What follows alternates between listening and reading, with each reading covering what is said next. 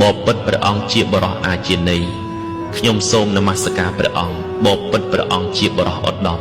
ខ្ញុំសូមនមស្ការព្រះអង្គបបិទ្ធព្រះអង្គទ្រង់មានជាយាមធំជាបុគ្គលខ្ពង់ខ្ពស់ជាងសត្វលោកប្រសើរជាងនរជនព្រះអង្គជាព្រះសព្វញ្ញូពុទ្ធនមោទេបរិសាចញ្ញៈនមោទេបរិសុត្តមៈពហុចណាតារយសិទេសេនតោអមតੰបទាំងបបិទ្ធព្រះអង្គជាបរិសអាជានៃខ្ញុំសូមនមស្ការព្រះអង្គបបិទ្ធព្រះអង្គជាបរិសឧត្តមខ្ញុំសូមនមស្ការព្រះអង្គព្រះអង្គកាលសម្ដែងនៅអមតៈបទគឺព្រះនិព្វានញ៉ាំងជនដ៏ច្រើនឲ្យឆ្លងវត្តៈទុកបានរូពេសីលេសមាធិមហេបញ្ញាយៈចៈអាសាតិសោវិមុតតិយាអាសាមសមោធម្មចក្រកបវត្តនេព្រះអង្គមិនមានបុគ្គលស្មើក្នុងព្រះរូបផងសិលផងសមាធិផងបញ្ញាផងព្រះអង្គស្មើដោយព្រះពុទ្ធទាំងឡាយដែលមិនមានបុគ្គលស្មើចំពោះវិមុតតិធម៌និងការញ៉ាំងធម្មចក្រឲ្យប្រណែសង្កៀលបុត្រកហបដីចរអ្នកនៅធ្វើអ្វីបានជាប្រានជោគតទឹកសង្កៀលមាននប់ឆ្លើយព្រះអង្គហើយបង្គំនឹកខ្លួនប្រានជងតទឹកព្រោះរលឹកពីបៃតាឲ្យក្រោកពីព្រលឹមលើកកំបងចង់ហាត់ថា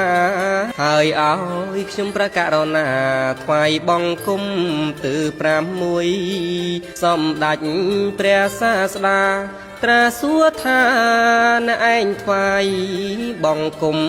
ទើ6ព្រោះហេតុអ្វីអ្នកដឹងទេសង្កៀលមាននប់ឆ្លើយបបិទ្ធណាយមិនយល់ទេធ្វើនេះតាមពាក្យម៉ែតាមពាក្យឪមុនគាត់ស្លាប់មិនដឹងហេតុយ៉ាងណាសូមភគវីមេត្តាប្រាប់ករណារងចាំស្ដាប់ព្រះទេសនានេះឥឡូវរីអង្គព្រះចោមត្រៃទ្រង់អភ័យតែដំរូវប្រមនូសត្វតាមផ្លូវសង្កេលបុត្រយល់ធម៌បានទ្រង់ជ្រាបយល់សពសត្វរងចាំស្ដាប់គ្រប់គ្នាអើយទេសនាពុំលួងឡើយមានសេចក្តីដូចនេះថាអរិយងលោកបង្គំមិនមែនទឺនីទេណាលោកលែកម្មវេរីអំពើពីបិទឲ្យចិត្តបណ្ឌិតកាលស្ដាប់ហើយមិនឃ្លាតឡើយសុរមចិត្តសែបគុំកល្យាណមិត្តមិនសុចរិតពិតទាំងឡាយមនាលកហបបាដីបុត្រ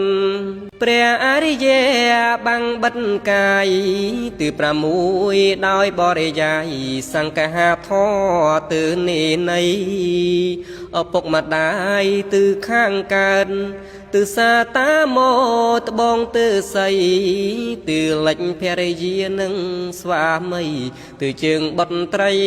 និងបុត្រាទិក្រោមកម្មករនិងម្ចាស់ផ្ទះទិលើជាព្រះពុទ្ធសាសនា